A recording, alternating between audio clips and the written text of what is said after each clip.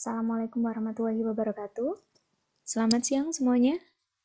Pada pertemuan e-bisnis kita hari ini, kita akan membahas tentang e-commerce business model. Nah, kalau misalnya teman-teman kan sudah sering ya pakai layanan-layanan online gitu ya, baik itu menggunakan layanannya atau membeli suatu produk melalui jaringan internet. Teman-teman pasti tahu juga banyak perusahaan-perusahaan saat ini yang berbasis teknologi. Contohnya kalau misalnya di ranah sosial media, ada banyak, ada Twitter, ada Instagram, Facebook, ada WhatsApp, ada Telegram dan lain sebagainya gitu ya. Kemudian ada yang menyediakan layanan internet streaming seperti YouTube, kemudian ada Netflix, atau teman-teman kepengen belanja online, ada contohnya seperti Lazada, Tokopedia, Bukalapak, dan lain sebagainya. Nah, pernah nggak teman-teman berpikir bahwa mereka ngambil untungnya dari mana sih? Gitu ya. Karena kebanyakan dari teknologi perusahaan-perusahaan teknologi seperti itu, mereka tidak menjual barang. Beda kalau misalnya kita jualan barang gitu ya, beli barang, kita bayar, itu kan kelihatan. Oh, berarti nanti pemasukannya didapat dari hasil penjualan tersebut. Tapi kalau teknologi-teknologi yang berbasis seperti ini, pemasukannya bagaimana? Bagaimana cara mereka survive, tidak rugi, tapi tetap menghasilkan keuntungan agar mereka bisa membiayai operasional mereka? Nah, pendapatannya dari mana? Ini yang bisa menjadi topik diskusi yang menarik bagi kita ya. Apalagi kita juga nantinya akan berkecimpung di bisnis-bisnis yang seperti ini.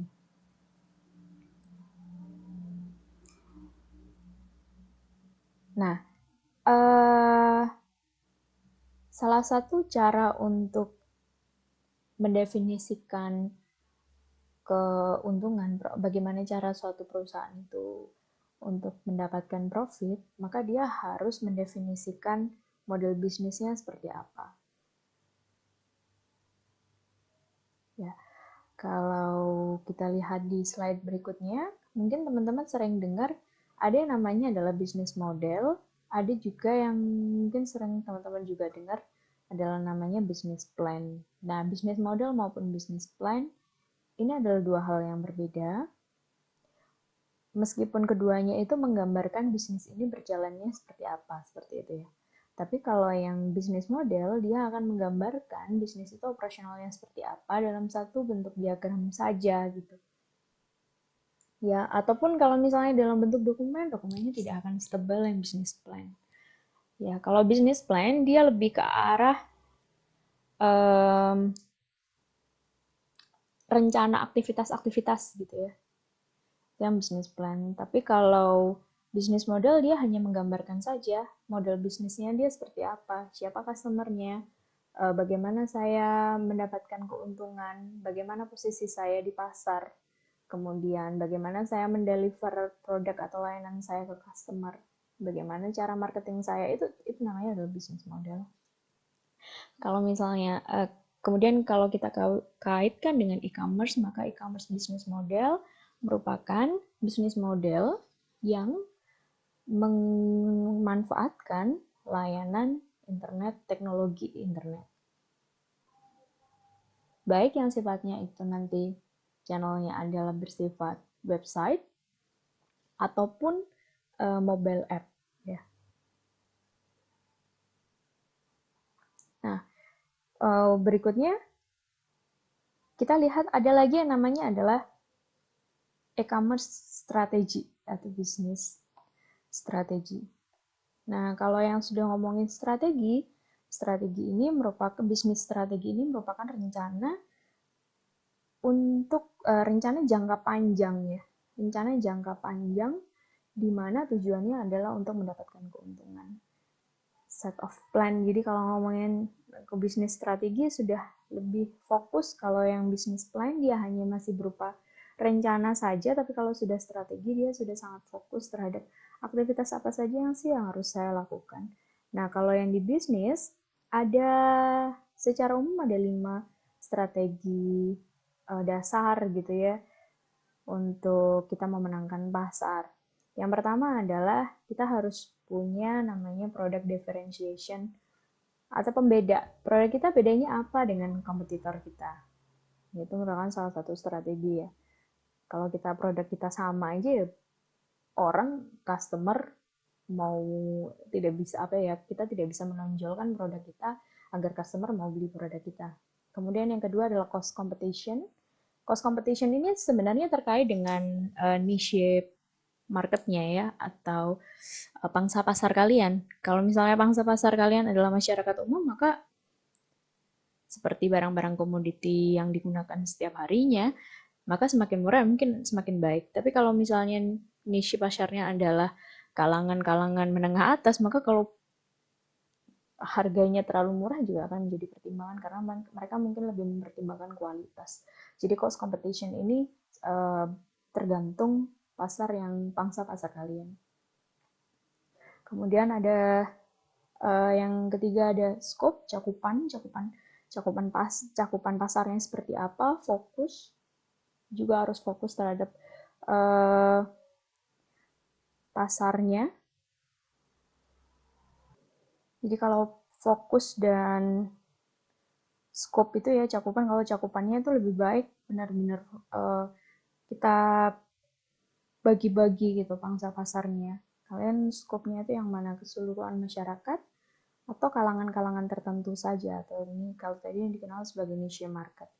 Nah, kemudian fokus juga seperti itu, fokus terhadap segmen pasarnya plus fokus terhadap differentiate produknya gitu ya. Produknya itu harus sesuai dengan scope yang dituju. Dan yang terakhir ini terkait dengan customer relationship management gitu ya, terkait dengan customer intimacy. Ini juga termasuk personalisasi. Jadi setiap customer itu berbeda-beda keinginannya sehingga kita harus menyesuaikan dengan keinginan customer gitu deh. Ketika untuk kita bagaimana cara menyesuaikan customer, maka kita harus paham customer kita seperti apa. Maka kita harus memiliki kedekatan khusus gitu ya terhadap customer kita. Hal tersebut merupakan beberapa hal yang bisa digunakan untuk strategi bisnis. Selanjutnya kita akan membahas tentang bisnis model. Bisnis model seperti yang mungkin pernah teman-teman pelajari. Kalau teman-teman pelajari mungkin di mata kuliah yang sebelum-sebelumnya ada namanya bisnis model canvas gitu atau BMC. BMC itu merupakan representasi dari bisnis model ini. Ya, jadi ada 8 elemen di e-commerce business model yang bisa direpresentasikan ke BMC. Jadi kalau BMC itu adalah satu framework di mana akan membantu teman-teman dalam mendefinisikan bisnis model dari bisnis kalian, gitu ya. Jadi elemennya itu sama. Ada 8 elemen dalam e-commerce business model. Yang pertama adalah value proposition. Value proposition ini mendefinisikan bagaimana suatu produk atau layanan yang ditawarkan oleh bisnis kalian itu memenuhi keinginan dari customer kalian. Nah, bagaimana cara untuk membangun atau menganalisis suatu bisnis value proposition dari satu bisnis, maka bisnis tersebut harus paham mengapa customer memilih produk kalian gitu dibandingkan produk yang lain. Jadi yang dilihat adalah teman-teman harus melihat dari sudut pandang customer gitu ya. Ini terkait juga dengan segmen pasar kalian. Jadi kalau misalnya segmen pasarnya A gitu ya, berarti teman-teman harus melihat dari sudut pandang customer A, mereka pengennya yang seperti apa? Apakah harganya lebih harus dimurahkan, harus dimurahin gitu ya, atau kualitasnya harus ditambah, atau layanannya yang harus diperbaiki, atau seperti apa. Intinya, kalau yang value proposition adalah mengapa sih seseorang customer itu memilih produk atau layanan dari perusahaan teman-teman. Misalnya contoh, kalau menurut perusahaan kalian menjual layanan e-book gitu ya, menjual produk e-book. Nah, value proposition-nya apa? Value proposition-nya misalnya karena saat ini banyak orang-orang yang lebih suka untuk membaca bukunya lewat gadget mereka. Mereka tidak punya waktu atau mungkin tidak memiliki kesempatan waktu yang banyak untuk membaca buku. Atau misalnya teman-teman melakukan penjualan buku seperti Gramedia gitu ya. Kalau Gramedia, apa value proposition-nya dibandingkan yang lain gitu? Value proposition-nya adalah mungkin mereka pencariannya lebih mudah, cost pencariannya lebih mudah, kemudian mungkin mereka juga memiliki layanan antar apa itu namanya deliverynya lebih deliverynya pengiriman buku yang dibeli juga lebih cepat dibandingkan kompetitor, misalnya seperti itu merupakan salah satu contoh dari value proposition. Elemen yang kedua adalah revenue model. Elemen yang kedua ini merupakan elemen yang penting, ya, sangat penting bagi perusahaan yang bidang bisnisnya full online begitu. Di revenue model kita akan mendefinisikan bagaimana perusahaan kita mendapatkan uang, mendapatkan pendapatan. Nah, ada berapa banyak jenis gitu ya revenue model. Kita tidak mungkin kan suatu perusahaan itu tidak mendapatkan pendapatan gitu ya. Misalnya contoh kayak perusahaan Gojek misal. Gojek dia hanya mempertemukan ojek online gitu ya dengan orang yang membutuhkan layanan ojek. Dia hanya mempertemukan saja, tapi dia tidak mendapatkan pendapatan, pemasukan apapun. Lalu dari mana dia punya biaya, punya dana untuk menjalankan operasionalnya? Bagaimana cara dia membayar servernya atau infrastrukturnya? Bagaimana cara dia membayar karyawan-karyawan Gojek? Nah, seperti itu. Sehingga revenue model ini sangat penting. Kalau suatu perusahaan itu atau suatu bisnis itu gagal untuk mendefinisikan revenue modelnya, maka sangat dimungkinkan perusahaan tersebut tidak akan bertahan lama. Banyak kondisi-kondisi perusahaan startup yang mereka tidak bisa bertahan lama lebih dari 1 tahun, 2 tahun karena permasalahan pendanaan, gitu ya. Masalah pendanaan itu nanti banyak, nanti kita akan bahas di slide berikutnya. Tapi kita tidak bisa terus-menerus. Salah satu contohnya adalah pendanaan melalui investor. Tapi kita tidak mungkin kan terus-menerus untuk menggunakan pendanaan dari investor gitu. Investor pun pasti ada jangka waktunya dan pada jangka waktu tertentu dia juga ingin balik modal. Nah, seperti itu. Sehingga ini merupakan elemen yang penting bagaimana cara suatu perusahaan itu mengenerate keuntungan ya. Nah, ada beberapa cara. Yang pertama adalah melalui metode iklan. Jadi advertising revenue model iklan ini banyak yang dipakai oleh banyak perusahaan. Salah satu contohnya adalah Google. Google itu paling banyak revenue-nya itu adalah dari iklan. Nah, iklan ini sendiri terbagi menjadi beberapa jenis metode. Yang pertama ada namanya adalah CPM. CPM ini kepanjangan dari cost per thousand gitu. Jadi biaya yang harus dibayarkan oleh pengiklan. Jadi ada iklan yang dipasang di situs kita. Nah, ini orang yang masang iklan ini harus membayar ke kita ketika iklan tersebut ditampilkan 1000 kali di situs tersebut. Nah, ini namanya adalah CPM. Ya, kemudian ada namanya adalah CPC. Ini yang paling sering teman-teman jumpai ya. CPC adalah pay per click.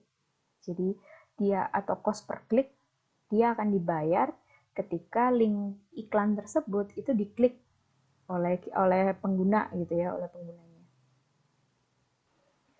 Berikutnya ada yang namanya sponsorship of site section or content type. Ini kerjasama, jadi sponsorship gitu ya, misalnya ada 2 perusahaan yang dia ingin memasang iklan dalam satu rentang waktu tertentu, maka dia bisa bekerja sama dengan iklan ini mau dipasang di situs yang mana gitu. Dia akan kerjasama dengan perusahaan tersebut untuk memasang iklan bisnisnya.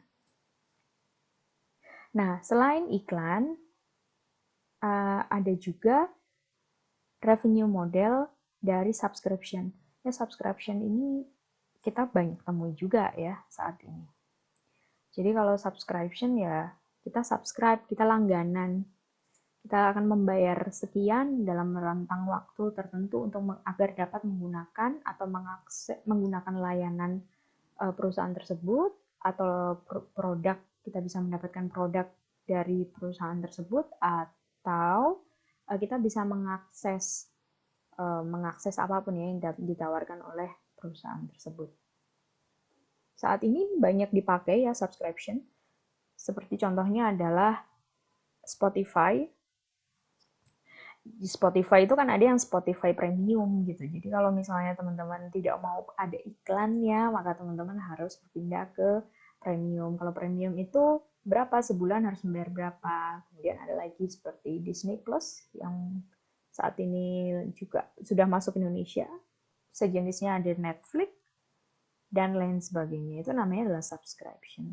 Ada juga yang perusahaan-perusahaan seperti yang menawarkan produk antivirusnya. Kalau misalnya teman-teman ada yang subscribe antivirus gitu ya, aplikasi software antivirus itu juga ada beberapa yang menawarkan ada subscribe-nya. Nah, kalau yang subscription tadi itu berlangganan modelnya, ada juga revenue model namanya adalah pay per view. Jadi dia membayar untuk mengakses single akses ke satu dokumen atau ke satu video atau ke satu layanan tertentu gitu ya. Kalau yang ini tuh hanya satuan gitu. Kalau yang pay per view revenue model. Ini contohnya bisa ada beberapa website yang menawarkan untuk akses download file tertentu atau dokumen tertentu, dan untuk mendownload dokumen tersebut maka teman-teman harus membayar dalam jumlah sekian gitu ya untuk bisa membaca dokumen tersebut. Revenue model berikutnya adalah transaction fee. Kalau transaction fee ini seperti contohnya kayak di Shopee gitu ya, atau mungkin Tokopedia. Jadi kalau kita misalnya melakukan transaksi di layanan Tokopedia atau e-commerce lainnya, kita harus membayar fee gitu ya, fee dalam jumlah tertentu ke Tokopedia. Nah, kalau yang berikutnya, sales revenue model ini berlaku bagi perusahaan yang bisnis gitu ya, yang memang menjual produknya. Contoh seperti kai.com gitu ya, atau aplikasi kita membeli tiketnya KAI, kereta api. Nah, itu seberapa banyak tiket yang dijual ya, berarti itu yang akan kita akan mendapatkan pemasukan dalam sekian transaksi. Contoh lainnya seperti Matahari Mall, dia menjual barangnya gitu di situsnya, kita juga akan mendapatkan pendapatan sebanyak transaksi yang terjual, dan banyak lagi ya. Kalau yang sales revenue model itu sama seperti kalau teman-teman beli barang satu toko tersebut bisa mendapatkan pendapatan dari banyaknya total transaksi yang terjadi. Nah, kalau yang terakhir, affiliate revenue model, ini biasanya adalah perusahaan atau bisnis yang saling bekerja sama. Misal, yang satunya misalnya dia mempertemukan gitu ya, atau mencarikan customer-nya, kemudian customer-nya kalau misalnya, atau misalnya member bisnisnya, member dalam situsnya, jika ingin membeli produk atau layanan dari suatu bisnis tertentu, maka dia akan mendapatkan berapa persen. Jadi bagi hasil seperti itu. Itu namanya adalah affiliate revenue model. Di slide selanjutnya ini ada beberapa contohnya. Contoh revenue setiap untuk masing-masing revenue model dan juga contoh-contohnya. Dan revenue source-nya. Pendapatannya didapat dari mana. Komponen yang ketiga atau elemen yang ketiga adalah market opportunity. Nah, market opportunity ini adalah segmen pasar, ya kasarnya, segmen pasar.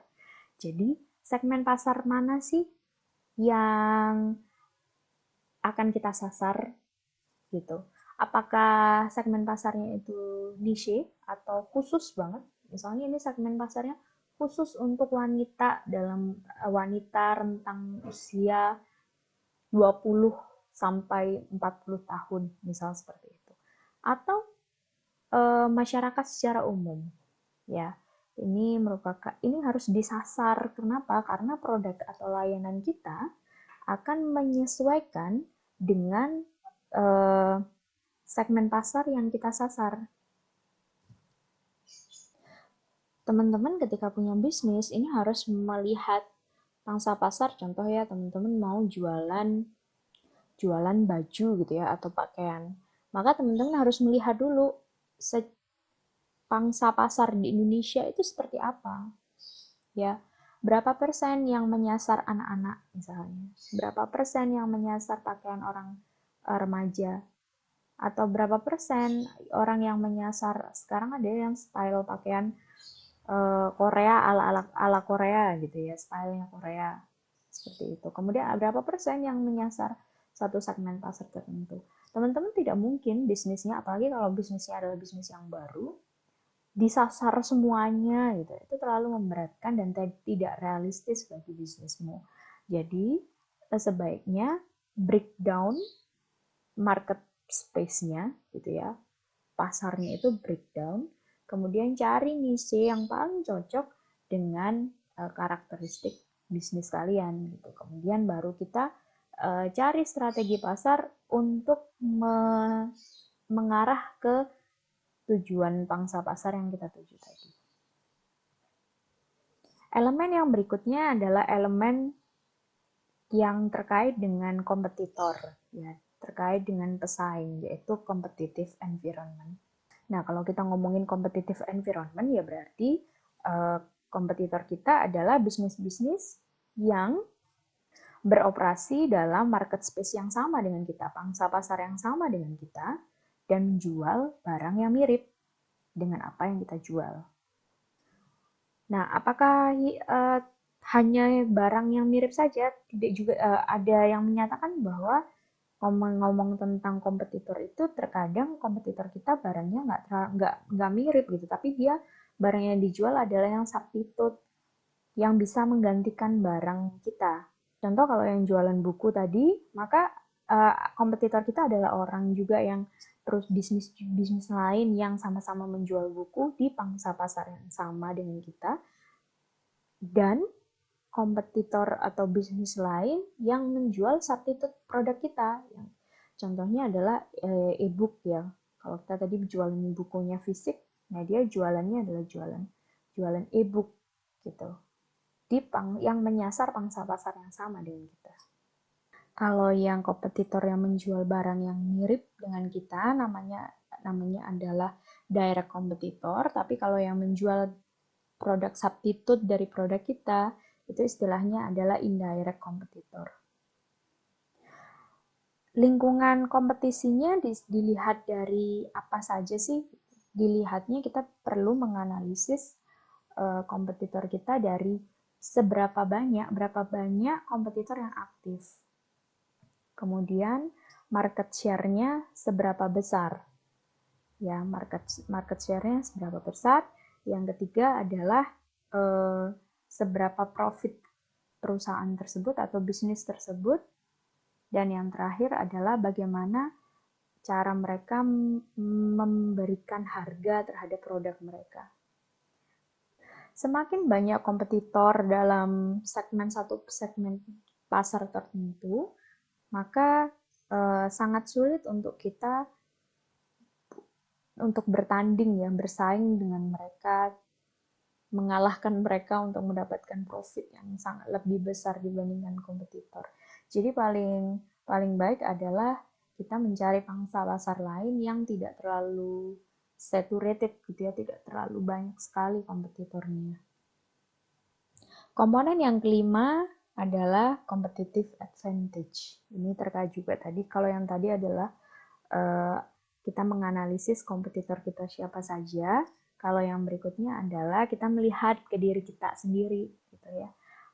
Apakah produk kita itu memiliki spesialisasi, gitu ya, sehingga mampu menarik pasar. Itu namanya adalah competitive advantage.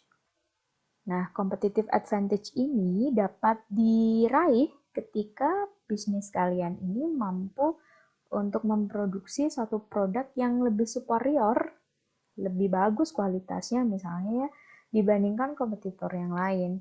Atau mungkin harganya lebih murah atau lebih bersaing dibandingkan kompetitor yang lain. Ada beberapa hal yang menjadikan satu bisnis ini bisa memiliki mengaruhi competitive advantage yang dimilikinya ya. Yang pertama adalah asimetris. Asimetri ini muncul ketika satu bisnis ini memiliki resource yang lebih banyak. Contohnya, investornya gelontorin dananya besar banget gitu ya. Jadi baru muncul tapi dana yang dia miliki, capital yang dia miliki sangat besar.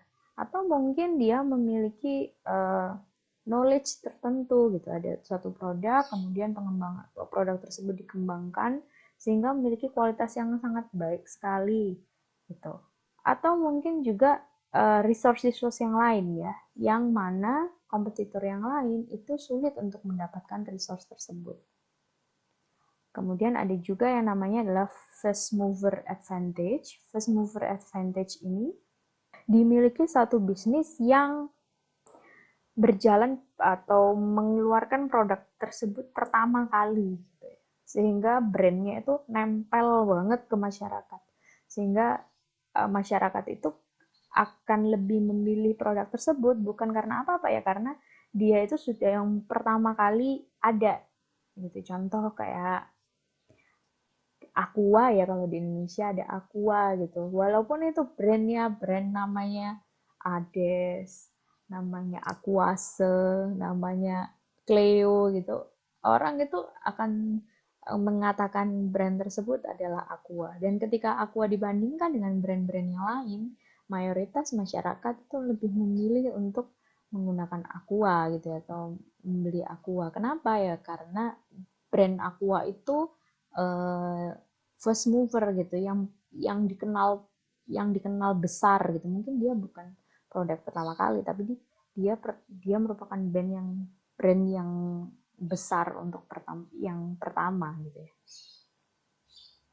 Berikutnya ada yang namanya adalah unfair competitive advantage. Ini unfair competitive advantage itu maksud terjadi ketika satu perusahaan atau satu bisnis itu memiliki advantage yang tidak mungkin dibeli atau diakses oleh oleh kompetitor lainnya. Contohnya adalah brand. Brand itu kan nggak bisa dibeli ya. Brand misalnya satu brand barang tertentu atau satu brand untuk layanan tertentu gitu. Itu sudah dibangun dalam rentang waktu yang panjang gitu ya. Dibangun dari loyalitas, kepercayaan, kualitas yang ditawarkan oleh perusahaan tersebut ke para pelanggannya. Sehingga ya ketika ada kompetitor baru masuk ke pasar tersebut, ya sulit untuk menandingi dari uh, perusahaan yang atau bisnis yang sudah memiliki brand yang sangat besar ini tadi. Namanya adalah unfair competitive advantage. Berikutnya leverage. Leverage ini um, terjadi ketika suatu perusahaan, suatu bisnis ini menggunakan competitive advantage-nya untuk meraih advantage lebih banyak di pangsa pasarnya. Contohnya misalnya kayak Gojek gitu ya. Gojek ini pertama muncul layanannya hanya Gojek saja, antar jemput. Kemudian dia mulai merambah ke arah pesan antar makanan. Kemudian merambah ke arah eh, pesan obat, beli obat gitu ya, lewat lewat GoMed. Atau ada juga ada Go Massage, ada yang lain-lain gitu ya. Nah, ini salah satu contoh dari komponen eh, bisnis model berikutnya yang nomor 6 adalah market strategy. Di market strategi ini kita mendefinisikan bagaimana kita mempromosikan barang atau layanan kita ke target pasar kita. Jadi bagaimana cara kita untuk masuk ke pasar yang baru dan juga bagaimana cara kita attract customer yang baru. Contohnya kayak Instagram pertama kali ya atau sosial media lainnya yang pertama kali muncul gitu ya. Biasanya mereka akan mengencourage para penggunanya untuk men-share konten-konten mereka di layanan di platform yang lain gitu ya, sehingga orang lain tertarik untuk menggunakan platform tersebut. Komponen yang berikutnya yaitu komponen yang ketujuh, ini terkait dengan pengorganisasian, jadi organizational development. Karena kenapa? Karena satu bisnis ini tidak mungkin dia berjalan atau dikerjakan oleh satu orang sendiri, itu kan tidak mungkin ya. Kita membutuhkan pihak-pihak lain untuk membantu kita mengoperasionalkan dalam operasional bisnis kita. Ini yang teman-teman sudah baca, sudah dengarkan di online class tentang tim ya. Jadi kita bagaimana sih cara kita memilih orang-orang yang akan tergabung dalam bisnis baru kita. Ini perlu dicermati ya. Komponen yang berikutnya terkait dengan komponen yang ketujuh, yaitu mengenai manajemen tim. Jadi ini terkait karena kalau ingin bisnis bisnis barunya itu berjalan, maka teman-teman harus memiliki tim manajemen yang kuat gitu. Jadi mereka harus saling bekerja sama eh, untuk mengimplementasikan rencana yang sudah dibuat, dan itu butuh kerjasama yang sangat luar biasa.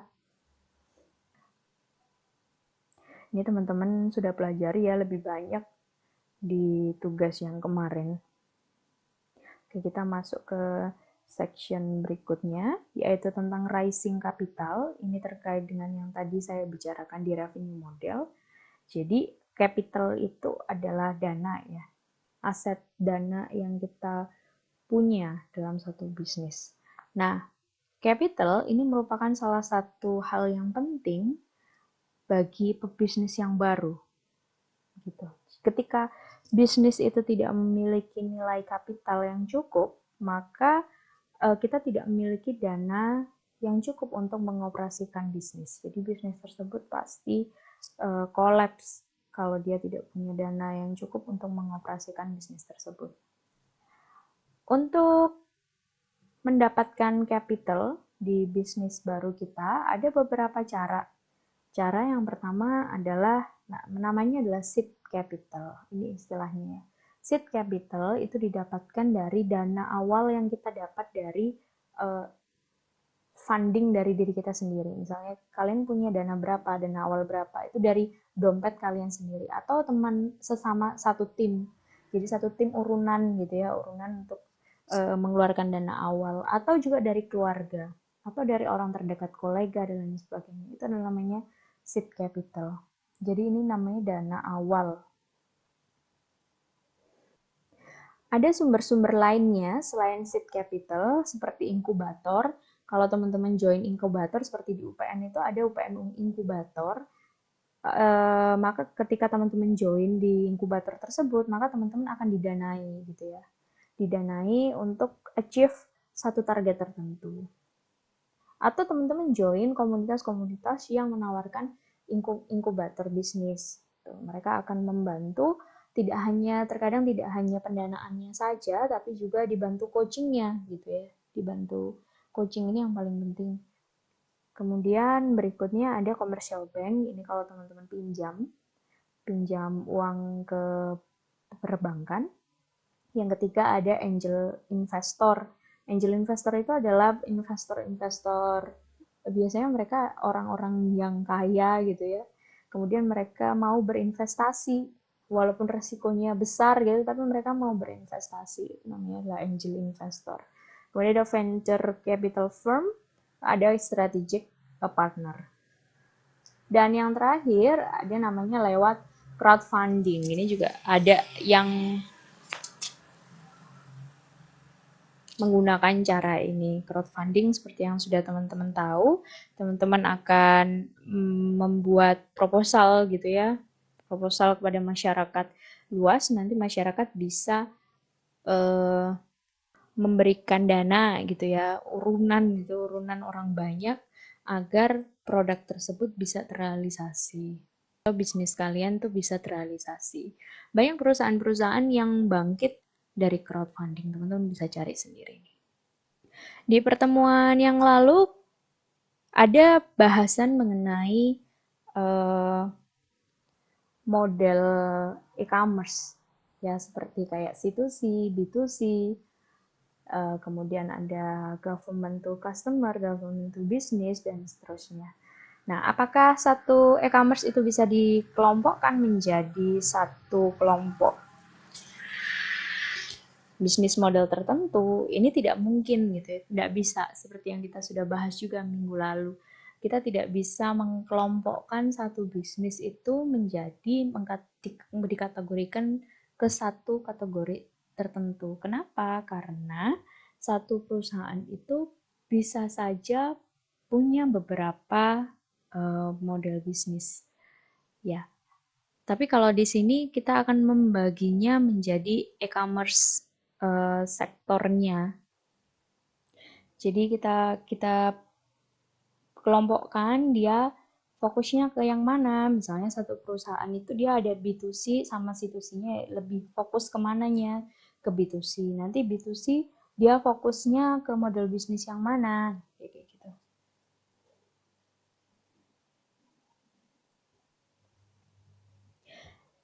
Contohnya kita di bahasan hari ini saya akan membahas tentang B2C sama B2B. Jadi kita kumpulkan gitu ya. Dikumpulkan yang B2C sama yang dikumpulkan ke arah yang B2B. Contoh yang B2C, nah B2C itu ada banyak juga ya jenisnya. Ada e-tailer, namanya ada e-tailer. E-tailer itu adalah electronic retailer. Kemudian ada community provider, ada content provider, portal, transaction broker,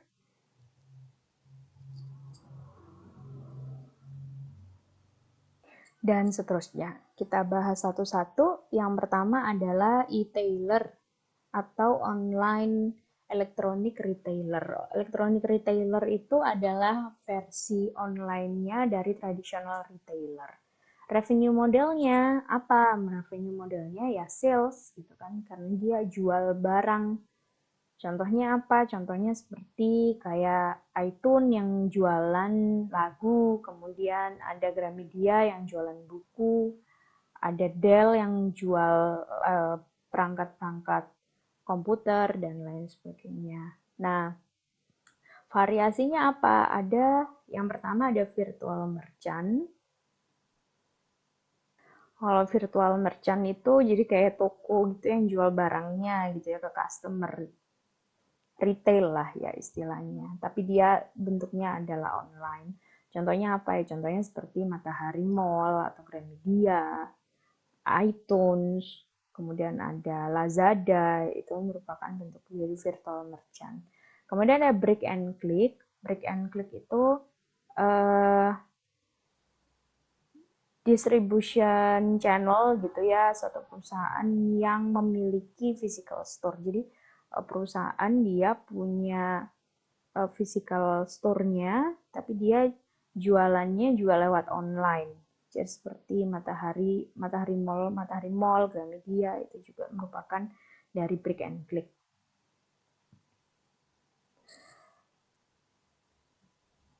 Kalau yang berikutnya adalah katalog merchant, dan berikutnya ada yang namanya adalah manufacturer direct. Kalau yang manufacturer direct itu contohnya adalah perusahaan jadi pabrikan langsung yang jual barang ke customer. Contohnya adalah Dell. Jadi kalau ada perusahaan punya punya web atau punya mobile apps yang menjual barangnya langsung ke customer, ini masuk ke manufacturer direct.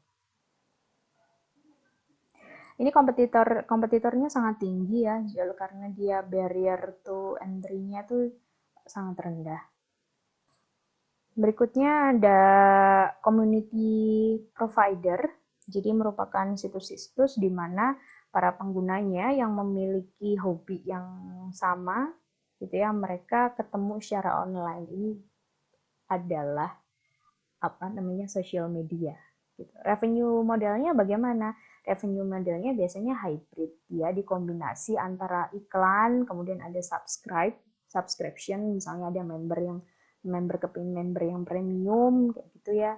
Kemudian ada juga yang jualan di situ, dia juga jual layanan atau jual produk tertentu, ada juga yang transaction fees dan lain sebagainya. Jadi biasanya ini sifatnya adalah hybrid. Model yang berikutnya adalah content provider. Jadi kalau yang di content provider ini merupakan satu situs yang menyediakan layanan-layanan yang bisa uh, diakses oleh penggunanya gitu ketika dia harus membayar atau berlangganan. Jadi revenue modelnya itu bisa subscription atau pay per view atau pay per download, kemudian ada iklan dan lain sebagainya. Nah, kontennya biasanya konten berita ya, kayak Jawa Pos itu kan ada yang langganan. Kemudian ada video itu seperti Netflix, National Geographic itu juga berita, juga ada video dan lain sebagainya. Nah, biasanya ada situs-situs yang dia tidak memproduksi kontennya sendiri, tapi dia agregator gitu. Jadi web yang agregator atau syndication ngambil dari beberapa konten dari banyak, kemudian dia di summary untuk ditujukan ke pangsa pasarnya. Jadi misalnya contoh ada website yang dia itu khusus untuk membahas satu topik tertentu, misalnya topik pertanian gitu ya. Nah, dia aggregate tuh dari banyak berita-berita ataupun blog ataupun tulisan-tulisan atau video juga yang ngomongin tentang pertanian. Dia cuman aggregate gitu aja. Kemudian revenue modelnya bagaimana? Revenue modelnya mungkin bisa affiliate referral gitu ya, atau iklan atau yang lain-lain. Nah, selain content provider, ada juga namanya adalah portal. Nah, kalau portal ini teman-teman sudah sangat sering pakai ya. Salah satunya adalah Google. Jadi dia pencarian plus konten-konten atau layanan-layanan lainnya gitu ya. Kalau yang satu package kayak gitu, ini punyanya Google. Ya, atau fokus cuma pencarian aja, kayak contohnya punyanya Bing gitu ya. Atau dia pencarian secara vertikal gitu. Jadi ada secara horizontal, ada yang secara vertikal. Kalau yang secara vertikal itu dia terspesialisasi dari satu bidang tertentu, contohnya adalah SailNet. Teman-teman bisa cari. Jadi dia tuh khusus ngomongin atau ditujukan untuk komunitas yang suka mancing gitu. Jadi dia mulai menyediakan berita-berita konten tentang mancing gitu ya. Bahkan dia juga menyediakan produk-produk atau affiliate juga ya ke orang-orang untuk menyediakan produk yang mendukung komunitas tersebut. Jadi revenue modelnya bisa lewat advertising, referral fees, transaction, subscription, dan lain sebagainya.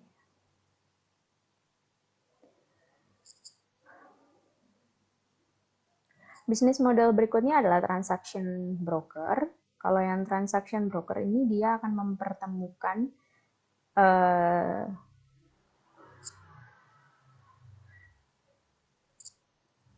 oh maaf ya, bukan. Kalau yang transaction broker ini merupakan situs-situs yang memproses transaksi online, transaksi secara online. Gitu. Jadi dia membantu customer-nya untuk meningkatkan efisiensi, ya efisiensi. Misalnya kalau selama ini zaman dulu belum ada seperti Traveloka atau tiket.com, ketika teman-teman mau bepergian, maka kalian harus sewa travel agent atau mungkin harus datang sendiri untuk beli tiketnya, tiket pesawat, atau misalnya kalian harus telepon ke hotel untuk booking hotel dan lain sebagainya. Nah, ini ada transaction broker nih, ada pihak ketiga yang di tengah-tengah antara kalian, eh, yang transaction broker ini akan menyediakan gitu ya, akan membantu teman-teman untuk bertransaksi secara lebih mudah gitu ya, lebih mudah dan lebih cepat. Nah, contohnya adalah seperti Traveloka, kemudian ada Agoda, ada tiket.com dan lain sebagainya. Revenue modelnya bagaimana? Biasanya adalah transaction fees gitu. Jadi harganya berapa, mereka nanti ngambil untungnya berapa. Itu transaction broker. Selanjutnya adalah market creator. Kalau market creator ini mereka akan mempertemukan penjual dan pembeli. Jadi dia akan membuat pasarnya, tempatnya, kemudian orang yang mau jualan, dia akan mengundang orang-orang yang mau jualan, dia juga akan mengundang pembeli-pembelinya.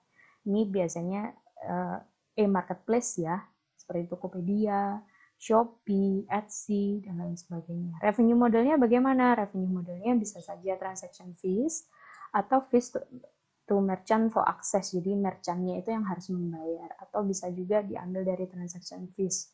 Atau yang lain-lain seperti dari advertising itu juga bisa. Dan yang terakhir adalah service provider. Jadi kalau service provider merupakan bisnis yang pendapatannya itu dari penjualan layanan mereka gitu. Jadi mereka fokusnya tidak di produk tapi di layanan. Contohnya seperti apa? Contohnya seperti Google. Google itu kan menyediakan layanan seperti Google Map, Google Drive, Google Translate, dan lain sebagainya. Gitu ya. Kemudian ada seperti OVO yang menyediakan layanan untuk transaksi dompet online, ya, ada Genius, dan lain sebagainya. Revenue modelnya bagaimana? Revenue modelnya bisa subscription fees atau iklan gitu. Kalau di Google mereka lebih ke iklan ya, bukan subscription. Atau juga ada yang uh, fee transaction fee gitu ya, seperti OVO itu transaction fee dan lain sebagainya. Nah, itu yang B2C. Berikutnya adalah B2B. Kalau B2B itu bisnis modelnya terbagi menjadi dua. Yang pertama adalah net marketplace, yang kedua adalah private industrial network. Kalau yang net marketplace itu contohnya adalah e-distributor, ada e-procurement, ada exchange, ada industri konsorsium. Kalau yang B2B seperti yang namanya ya, jadi dia mempertemukan bisnis ke bisnis. Gitu.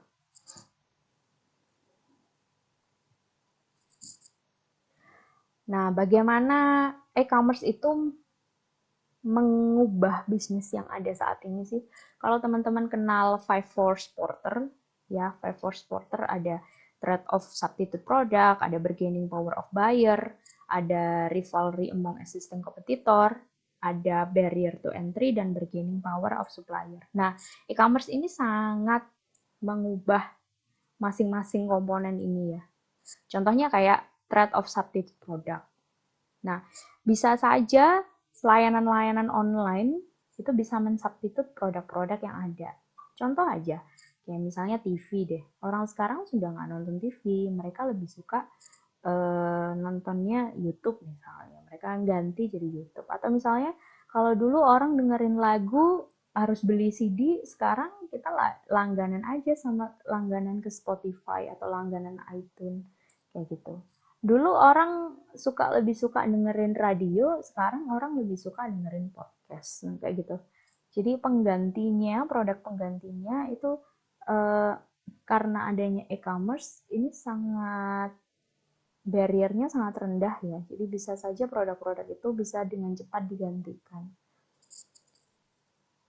Nah, kemudian ada yang kalau ngomongin bargaining power of buyer, karena kondisi e-commerce saat ini itu kita sebagai seorang customer bisa mengakses barang secara global, maka bargaining power of buyer-nya itu sangat tinggi gitu ya. Beda kalau misalnya kita beli barangnya nggak lewat online, maka bargaining power of buyer-nya rendah. Kalau yang jualan tuh misalnya satu kota yang jualan cuma satu toko itu, ya kita mau nggak mau belinya di situ kan. itu bargaining bayarnya rendah. Tapi kalau misalnya kita lewat online, kita mau beli produk itu nggak cocok sama harganya atau nggak suka sama layanannya, orang yang ngasih layanannya, ya udah kita pindah aja. Nah, untuk pindah ini tadi ini sangat gampang saat ini. Ya, mau pindah satu toko ke toko yang lain secara online itu sangat mudah sehingga bargaining power of buyer-nya ini sangat rendah. Nah, ini terkait dengan bargaining power of supplier. Karena kalau yang tadi dilihat dari buyer ya, kalau sekarang dilihat dari supplier gitu. Kalau misalnya teman-teman mau cari supplier itu juga lebih mudah saat ini. Sehingga bargaining power of supplier-nya kita bisa tekan gitu. Nggak cocok sama supplier ini, kita pindah aja supplier lain kayak gitu. Nah, untuk barrier to entry-nya, e-commerce itu bisa menurunkan barrier to entry. Ya, karena kan kita nggak perlu physical store kayak gitu ya. Kita bisa uh,